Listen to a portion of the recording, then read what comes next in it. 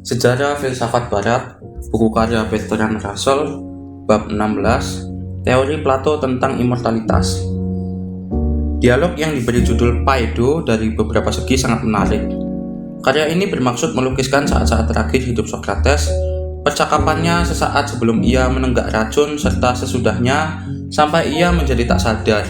Dialog ini menampilkan manusia yang diidealkan Plato yang mencapai kebijaksanaan sekaligus kebaikan hingga taraf tertinggi dan yang sama sekali tak gentar menghadapi maut. Sikap Socrates dalam menjemput kematian sebagaimana dikisahkan Plato penting dari segi etika baik di zaman kuno maupun modern. Apa yang dikisahkan Injil terhadap penderitaan Kristus dan penyaliban kepada umat Kristen sepadan dengan apa yang dikisahkan Phaedo bagi kaum pagan dan para filsuf yang berpikiran bebas. Tetapi ketenangan Socrates dalam menghadapi maut itu berkaitan erat dengan keyakinannya terhadap immortalitas, dan Phaedo dinilai penting bukan hanya karena menguraikan kematian seorang martir, tetapi juga pelbagai doktrin yang nantinya menjadi ajaran Kristen, teologi Santo Paulus dan para bapak gereja. Secara langsung ataupun tidak, sebagian besar bersumber dari kisah itu dan hampir mustahil dipahami jika Plato diabaikan. Dialog yang lebih awal, Crito, mengisahkan bagaimana sejumlah sahabat dan murid Socrates menyusun rencana agar Socrates bisa melarikan diri ke Tesali. Para penguasa Athena barangkali akan sangat gembira jika ia telah meloloskan diri, dan rencana yang ditawarkan padanya agaknya memang berkemungkinan besar untuk bisa berhasil. Akan tetapi Socrates tak menghendakinya. Ia berpendapat bahwa dirinya telah dijatuhi hukuman berdasarkan proses hukum yang semestinya dan tak dapat dibenarkan jika ia melakukan sesuatu yang melawan hukum untuk menghindari hukuman. Ia pertama-tama mengemukakan suatu prinsip yang tak bisa kita ibaratkan sebagai khotbah Yesus di atas bukit, yakni bahwa tak semestinya kita membalas kejahatan dengan kejahatan kepada siapapun, apapun kejahatan yang mungkin kita terima darinya. Selanjutnya, ia membayangkan dirinya terlibat dialog dengan undang-undang Athena, di mana undang-undang itu mengatakan bahwa Socrates wajib menghormati mereka seperti halnya seorang anak menghormati ayahnya atau seorang abdi menghormati majikannya. Tetapi bahkan dalam derajat yang lebih tinggi dan selain itu, setiap warga Athena bebas untuk meninggalkan Athena jika ia tak menyukai negara Athena. Undang-undang itu mengakhiri nasihatnya yang panjang dengan kata-kata demikian ini. Maka Socrates, dengarkanlah kami yang telah mendewasakanmu, jangan menempatkan hidup dan anak-anak sebagai hal utama, baru keadilan sesudahnya. Tetapi utamakan keadilan lebih dahulu sehingga engkau akan diperlakukan adil di hadapan para pangeran di dunia bawah. Sebab engkau atau siapapun di antara kerabatmu tak akan bisa lebih berbahagia, lebih suci dan lebih adil dalam kehidupan ini, atau lebih berbahagia dalam kehidupan lain jika engkau melakukan apa yang dianjurkan Crito. Kini engkau pergi dalam keadaan tak berdosa sebagai orang yang menderita dan bukan pelaku kejahatan, seorang yang dijadikan korban bukan oleh hukum melainkan oleh manusia. Tetapi bila engkau bertindak nekat membalas kejahatan dengan kejahatan, aniaya dengan aniaya, melanggar perjanjian dan kesepakatan yang telah kau bikin bersama kami dan menyalahkan siapapun yang kira-kira bisa kau persalahkan, ialah dirimu sendiri, sahabat-sahabatmu, negerimu dan kami, maka kami akan murka kepadamu selagi kau masih hidup, sementara saudara-saudara kami, yakni hukum di dunia bawah, akan menganggapmu sebagai seteru, sebab mereka akan tahu bahwa engkau telah dengan sengaja berusaha menghancurkan kami. Mengenai suara ini, Socrates berujar, aku seolah mendengar gumam di telingaku seperti suara seruling dalam pendengaran seorang penganut mistik. Karenanya ia memutuskan bahwa sudah menjadi kewajibannya untuk tak melarikan diri dan menerima hukuman mati. Dalam Phaedo, saat terakhir pun tiba. Belenggunya dilepaskan dan ia diizinkan bercakap-cakap dengan sahabat-sahabatnya secara leluasa. Ia meminta istrinya yang terus meratap agar diajak menjauh supaya kesedihannya tak mengganggu percakapan. Socrates mengawali percakapan itu dengan mengatakan bahwa meski siapapun yang memiliki semangat filsafat tak akan takut kepada maut, dan justru bersedia menerimanya dengan ikhlas, namun ia tak akan berusaha mencabut nyawanya sendiri. Sebab ini melanggar hukum. Para sahabatnya bertanya mengapa bunuh diri dianggap melanggar hukum, dan jawabannya sesuai dengan ajaran agama Orpis, hampir persis dengan apa yang tentunya dikatakan oleh seorang penganut Kristen. Ada ajaran yang dibisikkan secara rahasia bahwa manusia sesungguhnya adalah narapidana yang tak punya hak untuk membuka pintu dan melarikan diri. Ini adalah misteri besar yang tak bisa sepenuhnya kupahami. Ia mengibaratkan hubungan manusia dengan Tuhan seperti hubungan binatang ternak dengan pemiliknya. Kalian akan marah, ujarnya, bila lembu kalian membedal dan berlari semaunya. Maka demikian pula. Cukup beralasan untuk mengatakan bahwa manusia harus menanti dan tidak mengakhiri hidupnya sendiri sebelum Tuhan memanggilnya sebagaimana sekarang Dia memanggilku. Ia tidak bersedih karena harus mati, sebab ia yakin pertama-tama aku akan berjumpa dengan dewa-dewa lain yang baik dan bijaksana, yang kuyakini sebagaimana aku meyakini berbagai hal lainnya. Dan kedua, meski aku tak begitu yakin tentang hal terakhir ini, aku akan berjumpa dengan orang-orang yang telah tiada, yang lebih baik daripada orang-orang yang kutinggalkan. Aku punya harapan baik bahwa masih ada sesuatu yang bisa diperoleh sesudah mati, sesuatu yang jauh lebih berguna bagi kebaikan daripada kejahatan.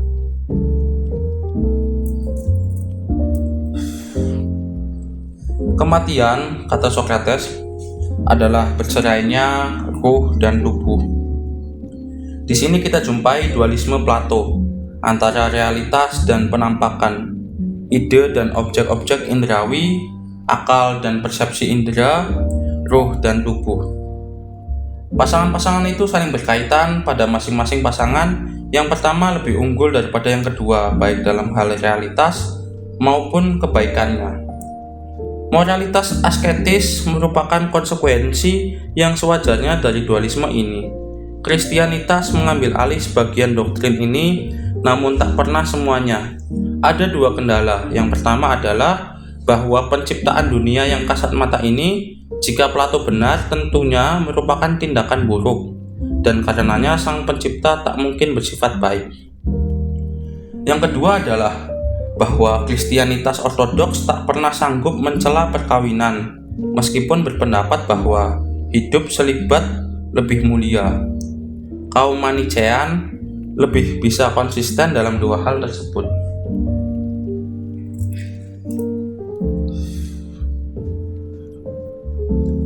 Pembedaan antara jiwa dan materi yang banyak dipakai dalam filsafat, ilmu pengetahuan, dan pemikiran populer memiliki asal-usul religius dan bermula dari pembedaan antara ruh dan tubuh. Seperti telah kita simak, kaum Orpis menyatakan diri sebagai anak-anak bumi dan langit yang berhiaskan bintang-bintang. Dari bumi terciptalah tubuh, dari langit tercipta ruh. Inilah teori yang dicoba dikemukakan Plato dalam bahasa filsafat. Diungkapkan dalam Phaedo bahwa Socrates pernah berusaha mengembangkan implikasi asketis dari doktrinnya. Namun asketisismenya bersifat moderat dan lunak. Ia tidak mengatakan bahwa filsuf harus sepenuhnya berpantang terhadap kenikmatan pada umumnya, melainkan hanya dianjurkan bahwa ia jangan sampai diperbudak oleh kenikmatan.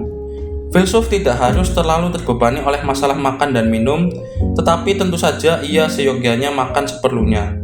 Tak ada anjuran untuk berpuasa, dan kita telah menyimak cerita bahwa Socrates, meskipun bukan pencandu anggur, kadangkala ia mampu minum anggur lebih banyak daripada siapapun juga tanpa menjadi mabuk. Bukan minumnya itu sendiri yang ia cela, tetapi kenikmatan minumnya.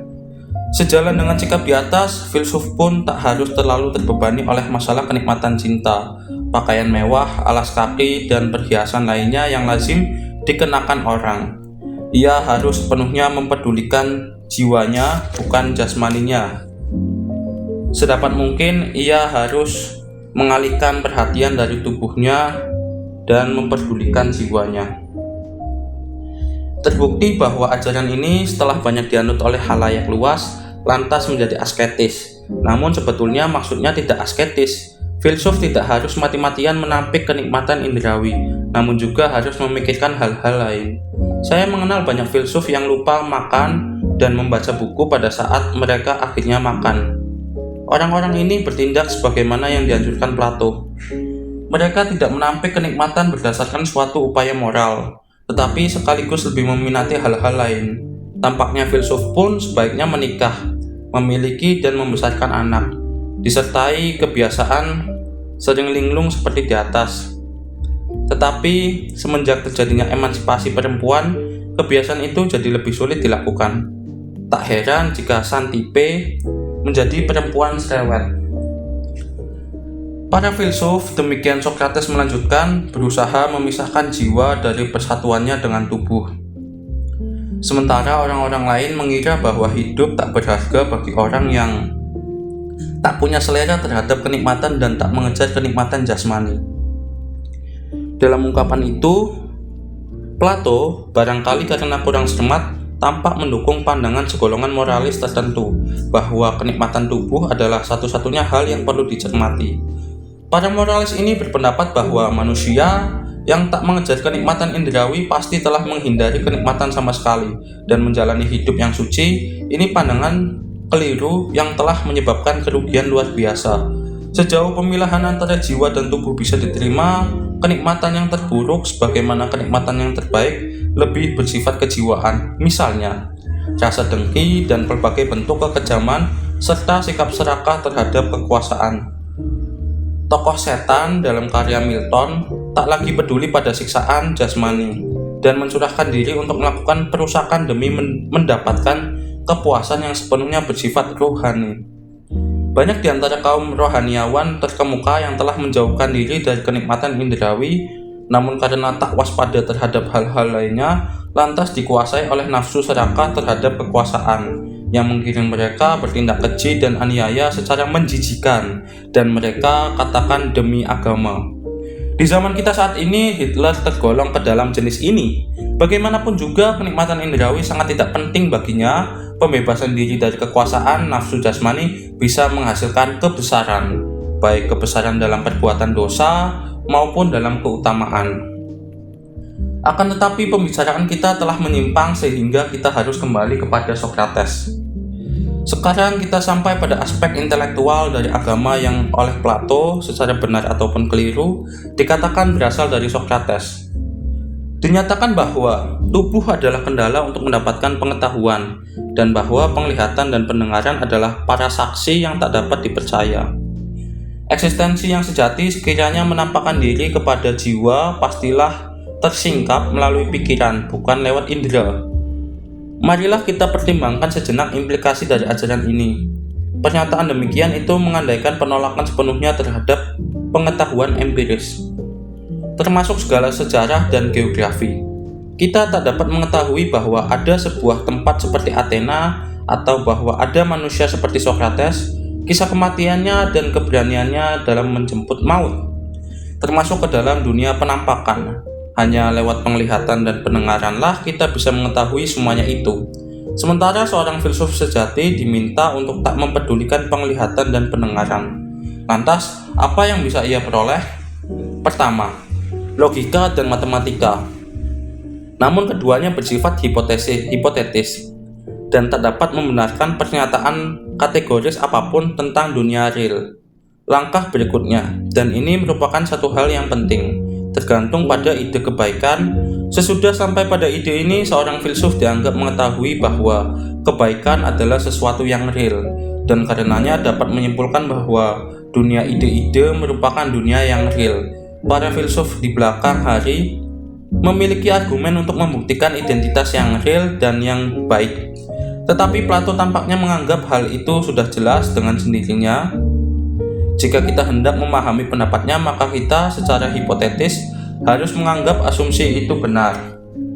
Pikiran mencapai keadaannya yang terbaik, kata Sokrates, ketika jiwa menyatu dengan dirinya sendiri dan tak terganggu oleh suara, pemandangan, rasa sakit, atau kenikmatan, melainkan meninggalkan tubuh untuk mengejar ada yang sejati. Dan dalam pengertian inilah filsuf tak terlalu mementingkan tubuh. Dari sini Socrates berlatih menuju penjelasan tentang ide-ide atau forma-forma atau esensi.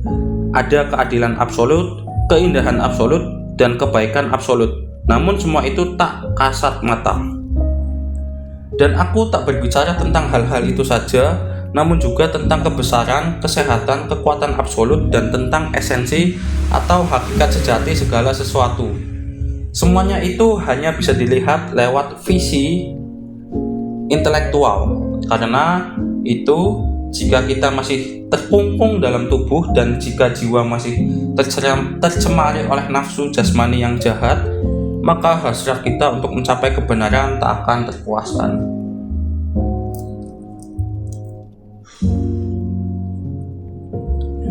Pandangan demikian ini menolak observasi dan eksperimen ilmiah sebagai metode untuk memperoleh pengetahuan. Jiwa seorang pelaku eksperimen tidak menyatu dengan dirinya sendiri dan tak berniat untuk menghindari suara atau pemandangan. Dua macam aktivitas mental yang dapat dilakukan lewat metode yang dianjurkan Plato itu adalah matematika dan pemahaman mistik.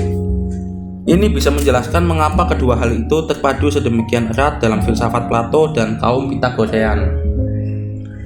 Bagi seorang empirisi, tubuh adalah sarana yang memungkinkan kita bersinggungan dengan dunia realitas eksternal.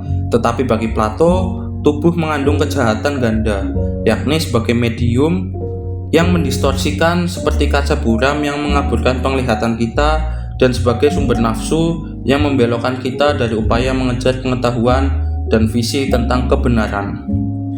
Kutipan berikut ini bisa menjelaskannya.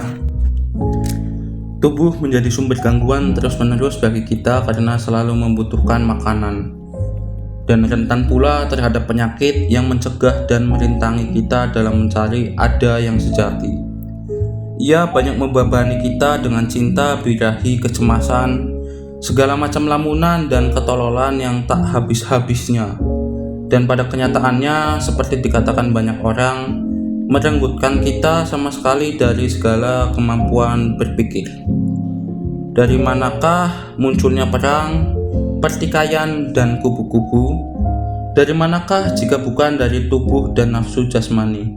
Perang dipicu oleh rasa cinta terhadap uang, dan uang harus didapatkan demi dan untuk melayani tubuh, dan dikarenakan semua rintangan tersebut, kita kehilangan kesempatan untuk memperhatikan filsafat.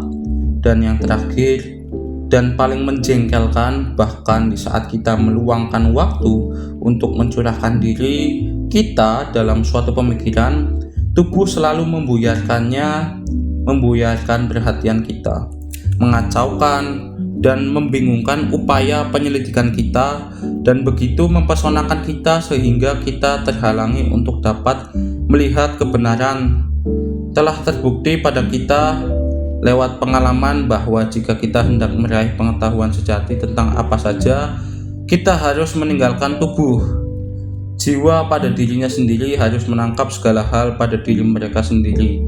Maka kita akan mencapai kebijaksanaan yang kita dambakan, dan yang terhadapnya kita menyatakan diri sebagai pencinta, bukan dikala kita hidup, namun sesudah mati. Sebab selama masih menyatu dengan tubuh, jiwa tak dapat meraih pengetahuan murni, sehingga jika memang dikehendaki, pengetahuan harus dicapai sesudah mati.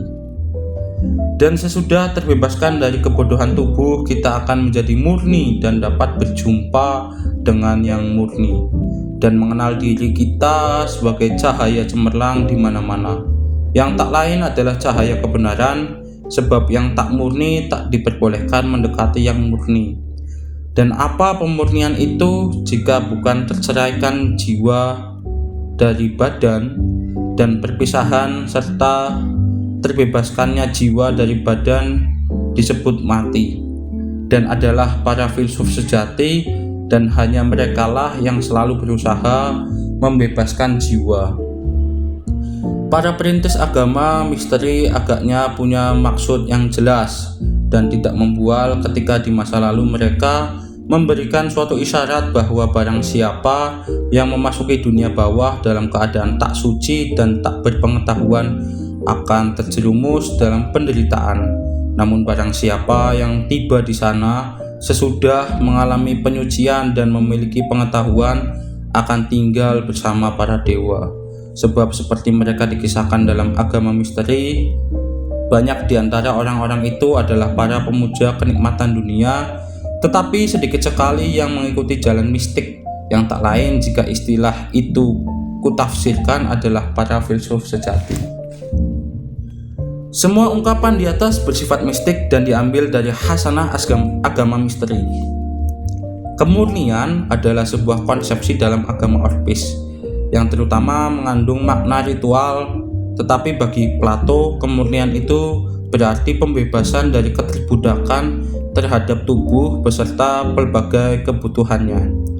Menarik untuk menyimak pernyataan bahwa perang dipicu oleh kecintaan terhadap uang, dan bahwa uang hanya diperlukan untuk melayani tubuh. Separuh pertama dari pendapat itu sepadan dengan apa yang diungkapkan Marx. Namun, separuh kedua berangkat dari pandangan yang amat berbeda. Plato beranggapan bahwa manusia bisa hidup dengan uang yang sangat sedikit jika keinginan-keinginannya dikurangi hingga batas minimum, dan tentu saja pendapat ini benar. Namun ia pun berpendapat bahwa seorang filsuf sebaiknya menghindari pekerjaan manual. Dengan demikian ia harus hidup dari kekayaan yang dihasilkan orang lain. Di negara yang sangat miskin tentunya tak akan ada filsuf. Adalah imperialisme Athena pada zaman kekuasaan Perikles yang memungkinkan orang-orang Athena mendalami filsafat. Dilihat sepintas saja, barang-barang untuk kebutuhan intelektual sama mahalnya dengan komoditas material lainnya, dan sama besar ketergantungannya terhadap kondisi-kondisi ekonomi. Ilmu pengetahuan membutuhkan perpustakaan, laboratorium, teleskop, mikroskop, dan lain-lain. Dan para ilmuwan harus dijamin oleh hasil kerja orang-orang lain. Namun bagi penganut mistik, semuanya ini dianggap tolol. Seorang manusia suci di India atau Tibet tak memerlukan perkakas apapun, cukup mengenakan sehelai cawat, makan nasi, dan dijamin oleh sedekah yang amat sedikit sebab ia dianggap bijaksana. Inilah perkembangan yang masuk akal bagi pandangan Plato. Kita kembali ke Phaedo. Cebes mengajukan keraguan bahwa jiwa akan terus hidup sesudah manusia mati, dan meminta Sokrates memberikan penjelasan. Sokrates pun berusaha menjelaskannya, tetapi harus dikemukakan bahwa argumennya sangat lemah. Argumen pertama menyebutkan bahwa semua hal yang berlawanan berasal dari apa yang menjadi lawannya. Sebuah pernyataan yang mengingatkan kita pada pandangan Anaximander tentang keadilan kosmis. Hidup dan mati saling berlawanan dan karenanya masing-masing pihak menciptakan yang lain. Selanjutnya dikatakan bahwa jiwa orang mati berada di suatu tempat dan pada saatnya nanti akan kembali lagi ke bumi. Pernyataan Santo Paulus, benih tak bisa dipercepat tumbuhnya dan jika dipaksa akan mati, agaknya sejalan dengan teori di atas. Argumen kedua adalah bahwa pengetahuan berasal dari ingatan dan karenanya jiwa pasti telah eksis sebelum seseorang dilahirkan. Teori yang mengatakan bahwa pengetahuan adalah ingatan terutama didukung oleh fakta bahwa kita memiliki ide-ide, seperti persamaan yang eksak yang tidak mungkin berasal dari pengalaman. Pengalaman bisa menunjukkan adanya persamaan secara kira-kira, tetapi persamaan mutlak tak dapat dijumpai pada objek-objek indrawi. Namun toh kita mengerti apa yang kita maksudkan dengan persamaan mutlak. Karena kita tak pernah mempelajarinya dari pengalaman, tentulah kita membawa serta pengalaman itu dari eksistensi sebelumnya. Argumen serupa itu, ujarnya, berlaku pula bagi semua ide lainnya. Jadi keberadaan esensi-esensi dan kemampuan kita untuk memahaminya membuktikan pra-eksistensi jiwa yang memiliki pengetahuan. Anggapan bahwa semua pengetahuan sesungguhnya adalah ingatan diuraikan panjang lebar dalam Meno. Di sini Sokrates mengatakan tak ada pengajaran kecuali hanya ingatan. Ia berusaha membuktikan pendapatnya dengan meminta Meno memanggil seorang pelayan yang kemudian ditanya oleh Sokrates tentang berbagai masalah geometri. Jawaban si pelayan dianggap membuktikan bahwa ia benar-benar tahu tentang geometri. Walaupun hingga saat itu ia tak menyadari bahwa dirinya memiliki pengetahuan. Dalam Meno maupun dalam Paido dianggap kesimpulan yang sama bahwa pengetahuan dibawa oleh jiwa dari eksistensi sebelumnya. Sehubungan dengan hal itu, pertama-tama kita mungkin melihat bahwa pendapat tersebut sama sekali tak dapat diterapkan terhadap pengetahuan empiris. Pelayan tersebut tak mungkin diminta untuk mengingat kapan piramid dibangun atau apakah pengepungan terhadap Troya benar-benar terjadi, kecuali jika ia hadir pada saat peristiwanya berlangsung. Hanya jenis pengetahuan yang disebut a priori, terutama logika dan matematika, yang mungkin bisa dianggap ada pada semua orang tanpa tergantung pada pengalaman.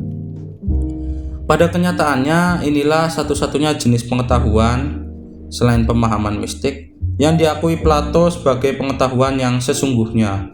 Marilah kita lihat bagaimana argumen itu bisa diterapkan dalam matematika. Kita ambil konsep tentang persamaan. Harus kita akui bahwa kita tak punya pengalaman tentang persamaan yang eksak di antara objek-objek indrawi. Kita hanya menemukan persamaan yang sifatnya kurang lebih. Lantas, bagaimana kita bisa memiliki ide tentang persamaan absolut? Atau mungkinkah kita sebetulnya tak memiliki ide semacam itu? Marilah kita ambil satu kasus konkret. Ukuran meter didefinisikan sebagai panjangnya suatu batangan tertentu di Paris pada suhu tertentu. Apakah yang kita maksudkan jika kita berkata tentang suatu batangan lain bahwa panjangnya tepat 1 meter? Saya kira kita tak bisa menganggapnya mengandung arti. Kita bisa mengatakan proses pengukuran paling akurat yang dikenal oleh ilmu pengetahuan saat ini gagal membuktikan apakah batangan kita ini lebih panjang atau lebih pendek dibandingkan ukuran meter yang standar di Paris. Jika kita agak gegabah, kita mungkin menambahkannya dengan suatu ramalan bahwa penyempurnaan teknik pengukuran di masa mendatang tak mungkin bisa mengubah hasil demikian itu. Tetapi ini pun masih merupakan pernyataan empiris, dalam arti bahwa bukti empiris di suatu ketika bisa saja menyangkalnya. Saya kira kita tak benar-benar memiliki ide tentang persamaan mutlak yang menurut Plato kita miliki. Bahkan kalaupun kita memilikinya, jelas bahwa tak seorang anak pun yang memilikinya sebelum ia mencapai umur tertentu, dan bahwa ide itu timbul dari pengalaman, walaupun tidak diambil secara langsung dari pengalaman. Selain itu, kalaupun eksistensi kita sebelum lahir bersifat persepsi indrawi, eksistensi itu tak mungkin bisa melahirkan ide-ide seperti halnya pada kehidupan sekarang. Dan jika eksistensi itu sebelumnya dianggap sebagian bersifat supra-indrawi, mengapa tidak membuat anggapan demikian pula mengenai eksistensi kita sekarang? Berdasarkan alasan yang manapun, argumen yang dikemukakan Plato gagal. Doktrin tentang ingatan dianggap telah disepakati dan Cebes mengatakan, separuh dari yang diminta telah bisa dibuktikan, menjelaskan bahwa jiwa kita telah eksis sebelum kita lahir, bahwa jiwa akan tetap eksis sesudah kita mati, seperti halnya sebelum kita lahir adalah separuh persoalan lainnya yang untuk itu pembuktian masih diperlukan. Selanjutnya Socrates berusaha menerangkan masalah itu. Ia mengatakan bahwa pendapat itu didasarkan pada apa yang telah ia katakan, yakni bahwa segala sesuatu timbul dari apa yang berlawanan dengannya, dan karenanya kematian pasti melahirkan kehidupan, seperti halnya kehidupan melahirkan kematian. Tetapi ia menambahkan argumen lain yang mengandung sejarah lebih panjang di dalam filsafat, bahwa hanya sesuatu yang kompleks yang dapat musnah, dan bahwa jiwa seperti halnya ide-ide bersifat sederhana dan tak tersusun dari bagian-bagian. Sesuatu yang sederhana menurut pendapatnya tak dapat bermula, berakhir, atau berubah. Berbagai ragam esensi tak mengalami perubahan, keindahan absolut umpamanya senantiasa sama, sementara benda-benda yang indah senantiasa berubah. Jadi sesuatu yang kasat mata, bersifat fana, Sedangkan segala hal yang tak kasat mata bersifat baka. Tubuh bersifat kasat mata, tetapi jiwa tak kasat mata. Dengan demikian, jiwa tergolong dalam segala sesuatu yang baka. Jiwa sebagai sesuatu yang baka tak akan terasing ketika merenungkan segala sesuatu yang baka, yakni esensi-esensi, tetapi akan tersesat dan kalut ketika lewat persepsi indrawi harus merenungkan dunia berisi segala hal yang berubah. Jiwa ketika menggunakan tubuh sebagai alat persepsi, yakni ketika menggunakan indera penglihatan atau pendengaran atau alat-alat indrawi lainnya, sebab melakukan persepsi lewat tubuh berarti melakukan persepsi lewat indera, akan diseret oleh tubuh menuju wilayah segala yang berubah sehingga terlunta-lunta dan kalut. Dunia sekelilingnya terus berpusat dan ia mirip seorang pemabuk. Ketika ia bersinggungan dengan segala yang berubah, namun ketika kembali ke dalam dirinya sendiri, ia menjadi sadar. Kemudian ia akan menyeberang ke dunia lain, wilayah kemurnian, keabadian, immortalitas, dan ketidakberubahan yang merupakan kerabatnya, dan bersama merekalah ia akan terus hidup.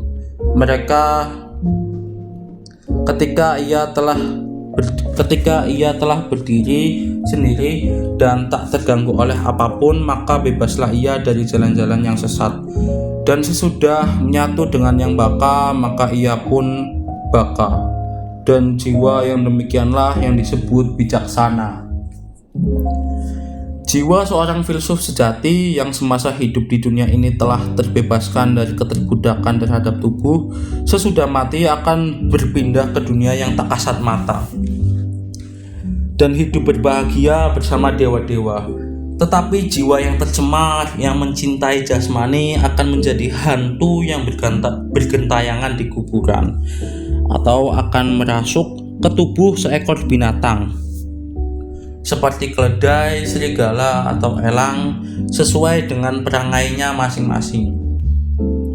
Seorang yang telah hidup saleh tetapi belum menjadi filsuf akan menjelma menjadi lebah, serangga, atau semut, atau jenis-jenis binatang lain yang suka hidup berkelompok dan bergotong royong.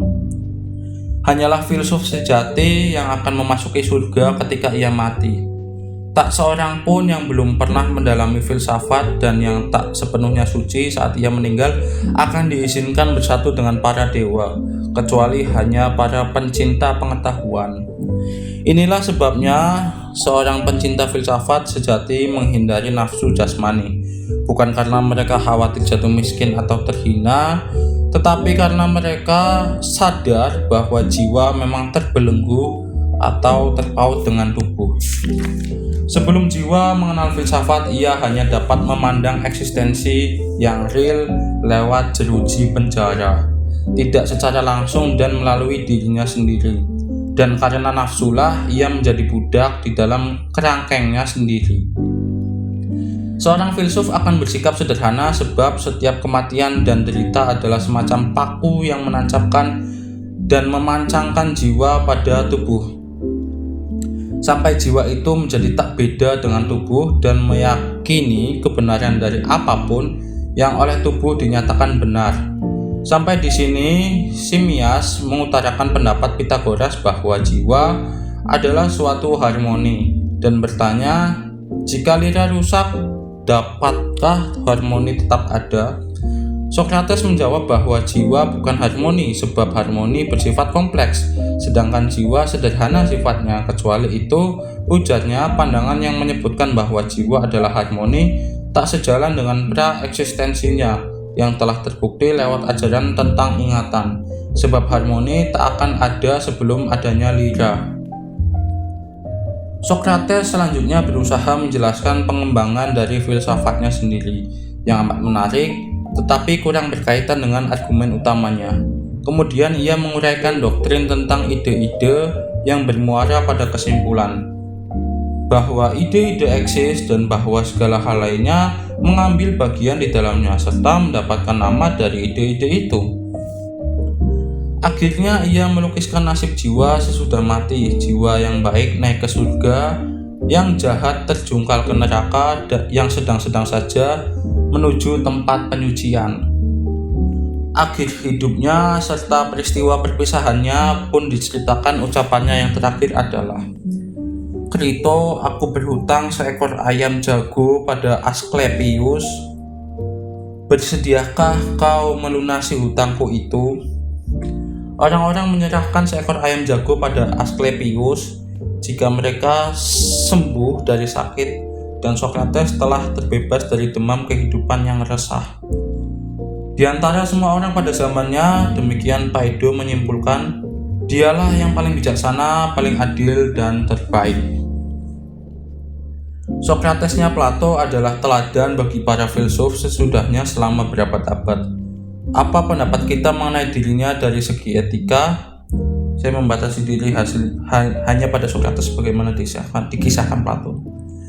Segi-segi yang baik pada dirinya sudah jelas. Ia tak menghiraukan keberhasilan duniawi, benar-benar bebas dari rasa was-was sehingga ia tetap tenang, sopan, dan senang berkelakar hingga detik terakhir. Dan lebih mengutamakan apa yang ia yakini sebagai kebenaran daripada pelbagai hal lainnya. Kendati pun demikian, ia punya sejumlah kelemahan penting. Ia tak jujur dan suka berkelit-kelit, dan dalam mengemukakan argumen dan dalam pemikiran pribadinya, ia menggunakan kepintarannya untuk menghasilkan kesimpulan-kesimpulan yang cocok dengan dirinya sendiri, dan bukan berdasarkan upaya pencarian pengetahuan yang bebas pamrih. Ada semacam watak membanggakan diri dan kegemaran untuk bermanis-manis muka pada dirinya, yang mengingatkan kita pada perangai buruk seorang rohaniawan. Ketabahannya dalam menghadapi maut akan lebih luar biasa sekiranya ia tak pernah meyakini bahwa ia akan mencecap kebahagiaan abadi bersama dewa-dewa. Berbeda dengan beberapa pendahulunya, pemikirannya tidak ilmiah, kecuali bertekad untuk membuktikan bahwa alam semesta ini sesuai dengan ukuran-ukuran etikanya. Ini merupakan pengkhianatan terhadap kebenaran dan merupakan dosa filosofis yang terburuk. Kita mungkin percaya bahwa dirinya sebagai seorang manusia bisa dimasukkan ke dalam golongan para santo, namun sebagai filsuf, ia perlu ditinggal cukup lama dalam tempat penyucian ilmiah.